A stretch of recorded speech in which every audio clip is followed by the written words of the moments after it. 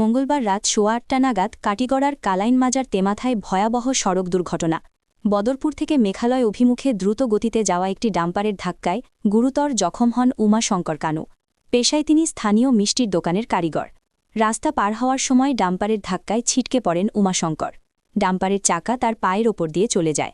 স্থানীয় মানুষ ও পুলিশের সহযোগিতায় প্রথমে তাকে কালাইন হাসপাতালে নেওয়া হয়, তবে অবস্থার অবনতি হওয়ায় দ্রুত প্রেরণ করা হয় শিলচর মেডিকেল কলেজে। দুর্ঘটনাগ্রস্ত ডাম্পারটি আটক করেছে পুলিশ। ঘটনার পরই এলাকায় তীব্র ক্ষোভ ছড়িয়ে পড়ে। রাতের বেলায় দ্রুতগতির লরি চলাচল ও যানজট নিয়ন্ত্রণ নিয়ে প্রশ্ন তুলে 6 নম্বর জাতীয় সড়ক অবরোধ করেন স্থানীয়রা। রাত 10টা পর্যন্ত এই অবরোধ বহাল ছিল।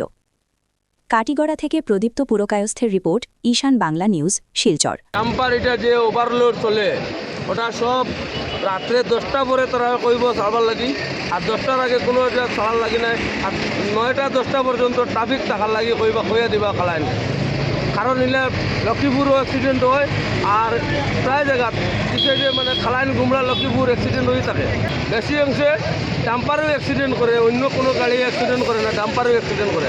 আর ডাম্পার ওভারলোড লইয়া আউরি খালাইন তারা 10টা পর্যন্ত ট্রাফিক থাকতে লাগবো কালাইন, কারণ বাইপাস নাই। আর এরকম যদি চলে যে চলতো না কালাইন। আর এলে অ্যাক্সিডেন্ট হয়েছে, কালাইনও হয়েছে, লক্ষ্মীপুর হয়েছে, প্রায় অ্যাক্সিডেন্ট হওয়ার এলে হইতে লাগে না।